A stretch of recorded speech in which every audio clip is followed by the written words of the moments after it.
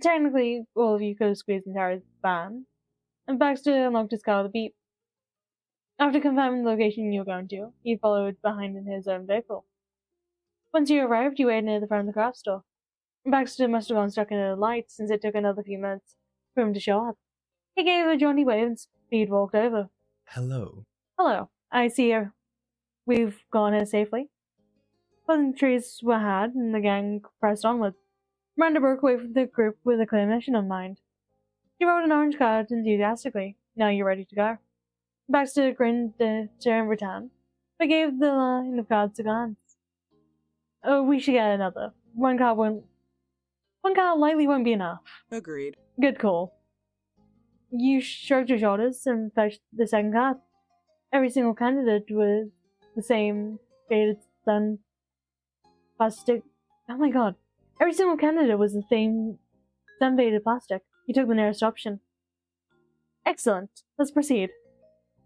Miranda led the way into the hardware store, and both carts clanging along on old squeaky wheels. He methodically started passing aisles. What? Oh, hey, Randy knows, but I gotta warn you. There's an all-hands-on-deck kind of meeting this evening at work, so I can't help with any of this stuff. After the drop, I'm gone. Harry faced you with a sheepish expression, not entirely apologetic. You're gonna have to take my place in the crafting circle, Callie. Shaking your head slowly, you clicked your tongue with folks' disappointment. You're missing out! Just think of the ways you could have showed off your talents to Miranda. Terry snorted gently at your teasing and wrapped an arm around his girlfriend. I know. I'll have to make it up to her later. That's totally fine. I appreciate both of you being here and helping as much as you have. Don't say the silence, Doodle Scott, but I've been nervous they were going to be disappointed by their own wedding. He sighed and dropped down against her own cart, head almost sticking to the front basket. I know they would have been if it was only the two of them doing it. She turned to herself and offered a smile, first softly at Terry, then at you with a bright gratitude. I'm lucky I had reinforcements to call. Though when she turned to Baxter, she demurred. Thank you. You have been great. You've been great to have on our side too, Baxter. Thanks for accepting the job. You didn't have to. Most partners wouldn't. Gladly. I do this gladly. Everyone has placed a lot of faith in me. I do this gladly. Everyone has placed a lot of faith in me, and I want to honor that. Baxter fidgeted with his collar as Miranda kept her soft eyes on him. Harry chuckled. You're so sweet, Randy. Of course we're helping you. And we should go back to doing that. Time's wasting. Oh yeah, sorry. Browsing resumed, and you began checking off the supply list. Got sent. The collection you had going all through the building. Some items needing a real hunt. Does color scent matter more for candles? Because I'm only finding white candles in coconut. Maybe? Dude likes coconut at least, but I don't think that fits the formal wedding. Terry, you're in the beach theme section. Point to the sign posted on the shelf above him. You try not to laugh. Terry's eyes widened at the obvious. That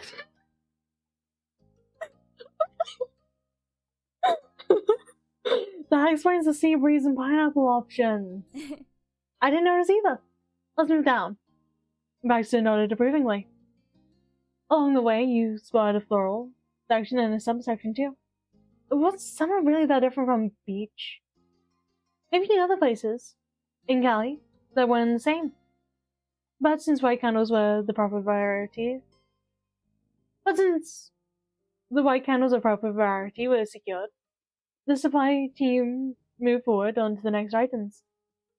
And now having better sense of how the store layout. And now, Having a better sense of how the store was laid out, it went quicker. After a decent size piled up had accumulated in both carts, Baxter spoke up. We found the more unique bits and bobs. If you don't mind, I'd like to leave the last of it in your capable hands. I think it'd be best if I could look into rental cars before it gets too late. Yeah. Right, of course. No worries, we got it. Go ahead. Terry ushered Baxter away with the show emotions. A car was more important than an extra body to throw fake flowers in a cart. Very well. Thanks. I'll be in touch soon. His departure was closely followed by the three of you. Terry and Miranda awkwardly waved him off, neither with the full usual cheer. Finally, the gang pressed on, scooting carts across the white linoleum tiles. Your friends were both still quiet. Neither knew how to act with Baxter. On one hand, he was friendly and had been a huge help for Miranda's family. On the other, more frustrating hand, the last time you'd opened up and let yourself care about him, he'd really hurt you. And Baxter tried to erase himself completely, to scrub away the permanent ink left in your memories. It hadn't worked. It couldn't work, not for you, and not for anyone else he had met that summer. What happened between you continued to linger. It kept mattering exactly as Baxter never wanted it to. Is that all right? Kelly, have you been okay working like this with him? Being near him is hard, and I'm scared I'll get sucked in again, only to be left behind. It doesn't help that sometimes things are actually good between us. Miranda and Terry shared a look. It was a silent conversation where you could only guess what was being said. I get it. Baxter's not Mr. Ideal, no matter how easy it is to think so. Look at the funny suit he's got. Look at the pose. Very convincing. I'm already fooled, I think. No matter what, we are your friends. Here. But it was time to refocus on the task at hand. Terry didn't have many minutes to spare, so you had to hurry. What else did you need to find again? You rushed up and down the entire store, the carts rapidly filling. Meanwhile, Baxter hung out on a bench at the front with his phone glued to his ear. He followed the fingers of his free hand whenever he noticed your group dream past. He spied more flowers and booked it. When each decoration on the list was added to the masses, you approached Baxter. His arm was still in his grip, but he was no longer on a call. How are you? Hello. Were you able to find everything? He inspected the cards, trying to visually sort through the chaotic lumps of stuff. Everything except a chocolate fountain. You adjusted your card, which indeed was a Beretta fountain, except twisted dryly. What an unfortunate loss. You were sure that was entirely sincere, and no sarcastic expression of remorse. My task is done too. I found a car that is to the couple's taste. I sent it to them and got approval to rent it for the day. Cool. I was even able to do so legally this time. His tone was amusingly flippant. Oh yeah, during the summer he had pulled some shenanigans via his car. Miranda and Terry, however, stared at him concerned. Don't worry, it's an inside joke. There he went, throwing the lines where you stood. He decided not to explain further. Miranda probably wouldn't imagine two extreme legal scenarios. Okay. Go on, it's time to pay for this tool. It's gonna take a while to ring up. The rest of the gang agreed, and you and Miranda drove your cars through the blessedly empty checkout line. After several minutes of listening to the beeping of items getting scanned, Miranda swiped her card and was done. As you headed to the parking lot, Miranda checked her phone and frowned for the time. You did yourself a double take at how long the shopping had taken. Not again. The car store was dangerous. Are you sure you have enough time to drop us off before work, Terry? No problem. I don't want to cause any trouble with your boss. No way. Don't worry, it's not like I can leave you here with 50 million decorations.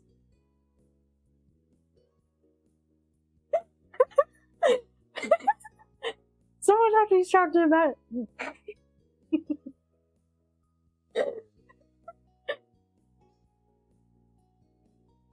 might have to be strapped to the roof of Baxter's right to make everything fit. Okay. Alright, thanks again for this. Hustling, you've stuffed various bags into Terry's car. It was fortunate that his van had so much space, but even then it was filled up. And maybe you could hold some bags in your lap. Baxter noticed the conundrum and hummed at the mass of bags remained. It resembled a tentacle monster when the wind blew by and waved the transparent tentacles. I can do that. I can take more of the delicate pieces and store them separately in my trunk. Jude and Scott's home isn't ridiculously far from the city. I don't mind popping over there first. Thank you, but are you sure? You don't need to go through all that trouble. Hey, sounds good to me. That'll be handy. Of course. Let's pack them securely. Soon enough, the van was on the road with Baxter's car bringing up the rear. Does anyone remember how to get to Jude's home? Oh. Well. She quickly pointed a finger to the right, only to laugh at the effort. I'm kidding.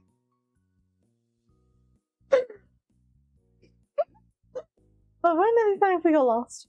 I wonder if Baxter would keep following us or keep to his GPS directions. We could try taking a weird route back. You have WAG, remember, Terry. Plus, I'd rather not mess with Baxter. That's a bad idea. You're right. Speaking of right, there's my 10. Okay, red car, can you let me over? Thanks. Oh, yeah. I need to take the fast way anyways. Okay.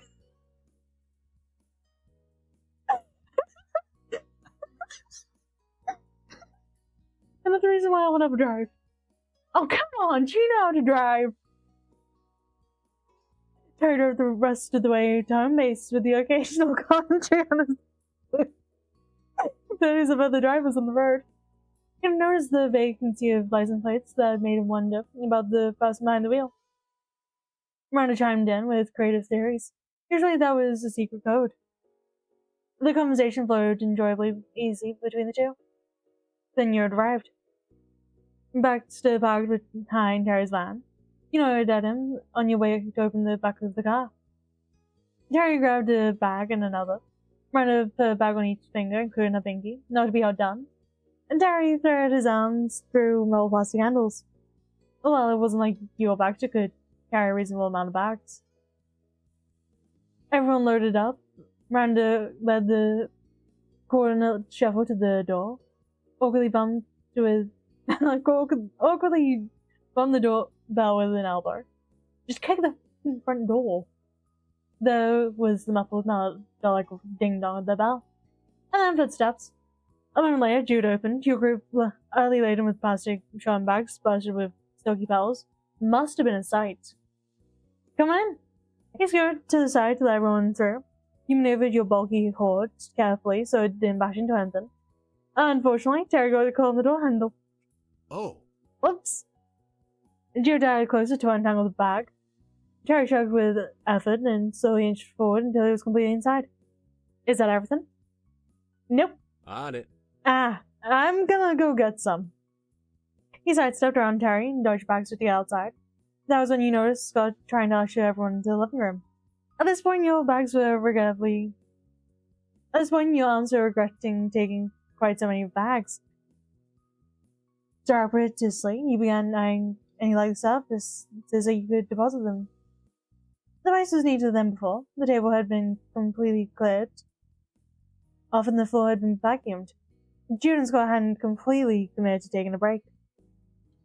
Scott directed the group to where the supplies should go. Quickly, you shattered the weight, and the others were only a breath behind you. Miranda subtly massaged her fingers, while Terry slumped against a wall. Jude returned with the leftovers, which was still a generous armful of stuff. Now that's everything. You guys needed a lot of stuff.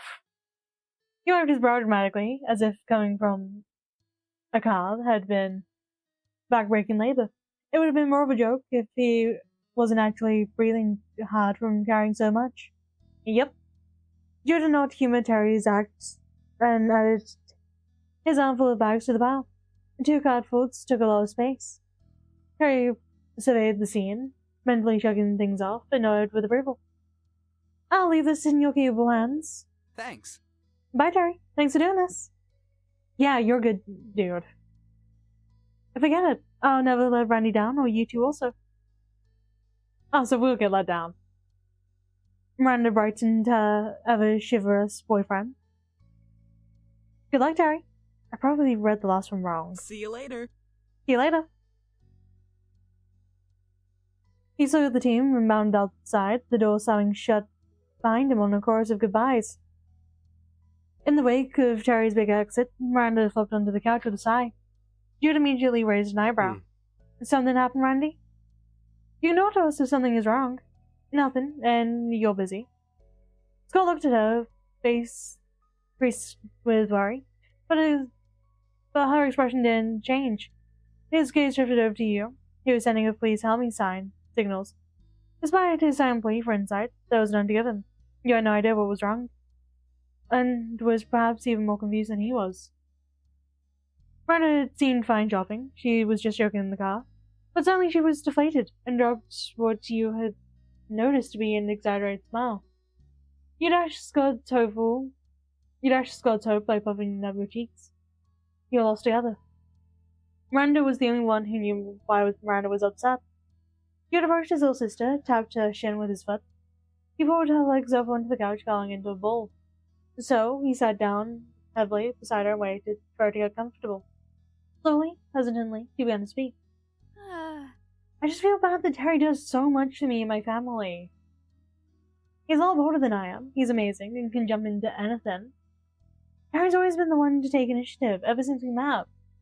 What do I do ever? Nothing. It's unfair. She hugged her knees tightly to her chest. It's okay. I think Terry understands. He's still going. He can't help but be involved in everything. You're different. Still acts can mean equally as much if they take the same outfit. But what if I want to do something bold for a change? Jude snapped his fingers loudly enough to make you jump. Got it. You can propose. That's what Scott did. My big move was asking him to come live with me. But Terry beat you to that one already.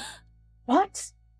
She gaped at him, completely shocked of her melancholy.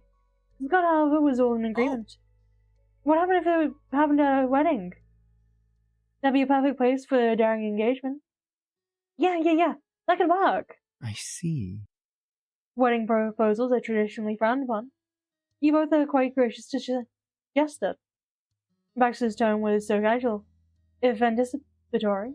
Miranda, however, gaped at him, and so did Jude. I forgot you were here, dude.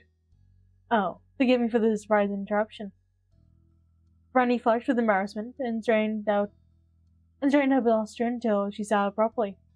She hadn't realized she started head with Baxter in the room either. Dude, you're 6 years older than me, and you're getting married right now. I'm not proposing to Terry. If I'm not overstepping, why not plan a trip to go away together? A nice vacation for myself and a special someone after spending so much time focused on others would be an incredible gift. It doesn't have to be the equivalent of a honeymoon, like Jude and Scott are having, for it to be worth it. Simple does the job as well. I'm no travel agent, but you could think about a day trip or staying somewhere overnight. There are some perfectly lovely possibilities. Miranda tapped the bottom of her lip, considering it. That's a fantastic idea. I can remember a few places Terry wanted to visit for ages, and most of them aren't that far. Slowly, her lips lifted into a grin. That spark of inspiration Let's do it! had relit her fire. Let's do it! I'll do it! I really will. I'm gonna take Terry on a mini vacation. She turned towards you, her voice reassuring. I bet I'm not gonna run off while you're here visiting us. Obviously, it'll be a little later. Your smile appreciating that she had addressed that before you even had a chance to worry about it. Her thoughtfulness was sweet. Thanks for clarifying. I didn't think you were going to leave me here to the house, douse it, or whatever. I suppose you're fine. Carrie's going to love going on a trip with you. While you weren't one to shy, you understood that Miranda was very different than you. For as long as you had known her, she and struggled with confidence. This was a great opportunity for her to try something new. She should be proud of herself. You're really nice. Thanks everyone for listening to me. I'm sorry for being distracted. We've gone completely off topic. Hey, the party is not for... The party is... Hey, the party is not more important than the people attending it. Jude hooked an arm around his fiancée, lightly squeezed. Scott leaned into the embrace, and Baxter watched the scene with an air of distant contentment, like the audience member for a documentary. Then he cleared his throat. Good. Good luck, Miranda. I should be leaving soon. However, before I do, let's take a moment to discuss what we'll do tomorrow. If the centerpieces are the final element, we won't need to meet in the morning. We can decide what to do with that time now, if anything. Scott and Jude exchanged glances and reached a decision. Jude tilted his head back to Baxter first. We could go clothes shopping, or we could try slow dancing. It's doable. Both are doable. We can have a day of formality. The couple smiled and leaned into each other. And Jude spoke directly to his fiancée. Good call. And then we can give everyone else a break. I think me, you, and Baxter can handle the rest. Scott agreed with a brief nod. The others have done more than enough. It's out then. Baxter's clear voice filled the room with an announcer's flair. We'll have an eventful afternoon before the big event, but it will be the perfect finishing touch. Jubilant, Miranda bounced, and the couch cushion beneath squeaked her enthusiasm. So great. That's so great. Thank you, Baxter. He chuckled, once again tugging at his collar. Thank me after the wedding is over. Yeah. Miranda's attention drifted to the imitating pile of decoration supplies. Will you be fine finishing the centerpieces? I think so. There's not much to actually do. I really put them together. They should go a lot faster than other things. Oh, I think so. There's not much to do to actually put them together.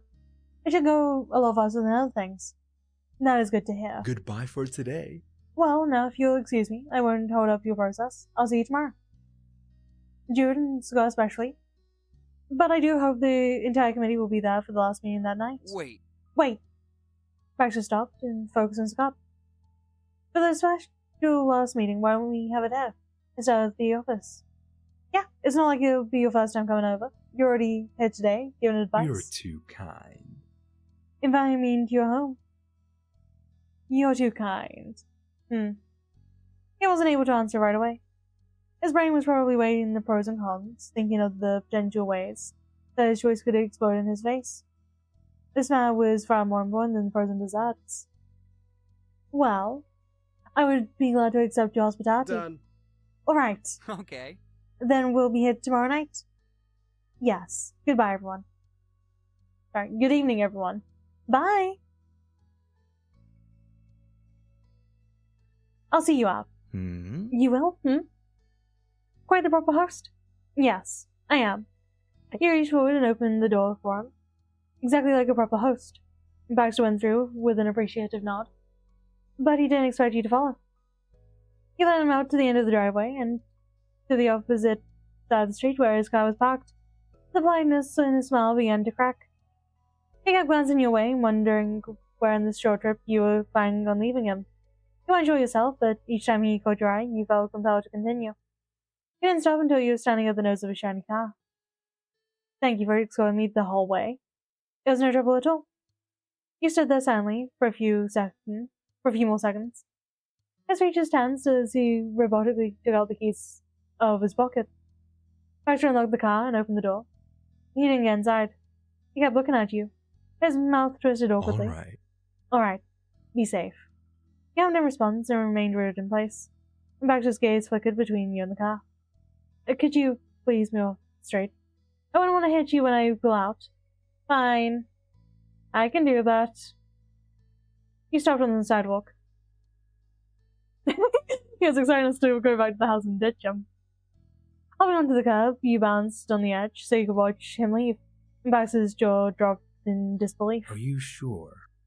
Are you saying you don't need to return to your friends? I can wait to pull out until you've gone inside. I don't mind.